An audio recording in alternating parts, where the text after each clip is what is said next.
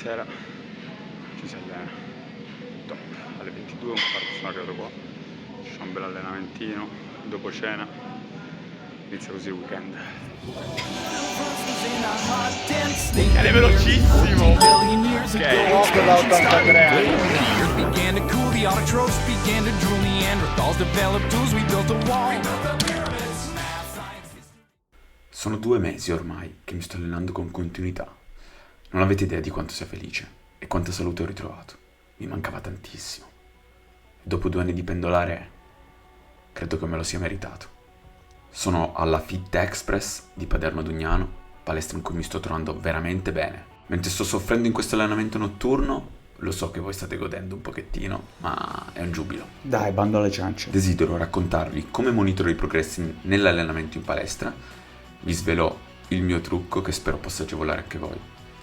Ho creato un modello Excel e l'ho salvato su Google Drive per poterlo riscontrare ovunque io sia e che mi permetta agilmente dal telefono di scrivere i carichi e le ripetizioni che eseguo.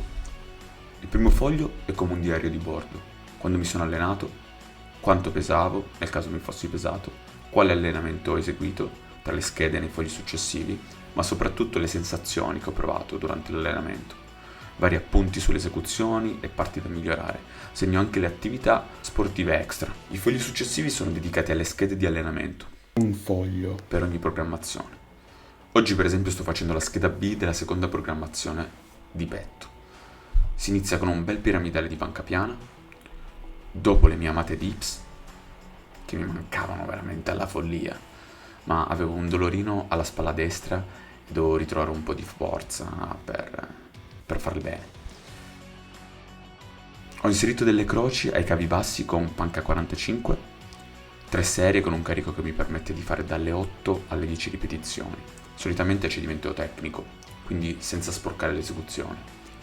Tutto quello che nella scheda è inerente a macchinari, cavi, solitamente uso tutto come linea guida, cioè l'obiettivo è fare quelle rep e solitamente le seguo, però ad esempio sempre l'ultima serie vado a cedimento proprio cedimento totale.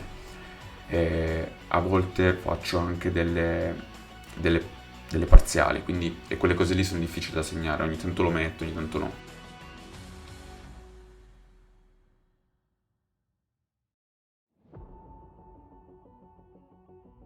Per sfinire il petto poi una deliziosa chest press. Qua vi sto mostrando l'ultima serie in cui solitamente oso un po' se mi sento bene e faccio lo stripping, tecnica speciale in cui si abbassa il carico fino ad andare a cedimento, chiamatasi anche drop set.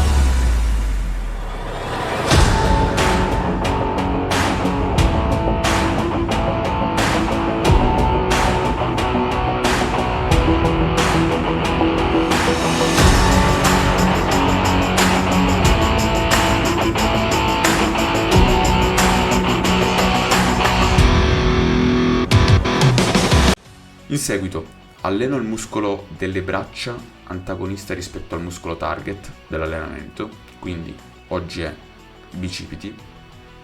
Sul menù abbiamo curl bicipite con bilanciere easy, a volte in panca squat e a volte libero, soprattutto faccio quello libero l'ultima serie quando sono stanco, che coinvolgo forse anche altri muscoli, però almeno mi permette di portarmi a casa l'ultima serie. Poi curl manubri su panca 60, anche lì vario spesso l'esecuzione del curl, a volte regular, a volte hammer, a volte faccio una leggera rotazione, vario, comunque a 60 gradi dove veramente isoli molto bene il bicipite.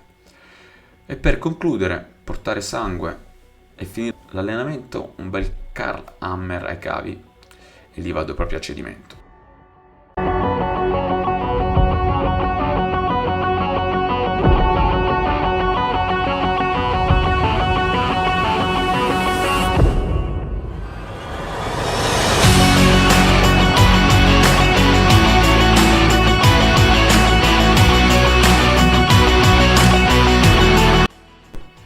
Volevo spiegarvi come segno le rep, le ripetizioni e le serie. Allora scrivo il carico, poi tra parentesi metto il numero di ripetizioni che ho eseguito, poi per separare ogni serie utilizzo un trattino, o se volete vederlo come un meno fate pure, mentre uso il più quando sto facendo uno stripping, uno superset, una tecnica speciale insomma, giusto per capire. L'ultimo foglio è dedicato alla dieta, che per onestà intellettuale vi dico che non utilizzo, o meglio, lo uso come linea guida anche quello. Infatti in termini pratici è quello un po' più indietro, meno user friendly, ma è giusto per avere un modello il più completo possibile e mi sembrava giusto mettere una dieta. Se sei un coach potrebbe tornarti molto utile per fare programmazione di allenamento e dieta. Poi puoi metterle in modalità condivisione con il tuo cliente, in modo tale da poter monitorare giorno dopo giorno come si sta comportando, senza inutili e superflui messaggi giornalieri. Mezzanotte e 3. Top. Ancora un esercizio. Che a volte si è anche irrispettosi, però no, perché ognuno magari ha i propri orari, e quindi agevola la comunicazione ad entrambi e si risparmia tempo, che è la risorsa più importante, vi ricordo. Se sei un coach, tra Cinisello Balsamo, Paderno Dugnano, Sesto San Giovanni e Milano, e ti piacerebbe collaborare, a me farebbe immensamente piacere e mi farei seguire volentieri in cambio di visibilità e marketing. Allora, vi lascio il link in descrizione per poter scaricare gratuitamente il mio modello Excel. Poi fatemi sapere nei commenti se vi è tornato utile o meno.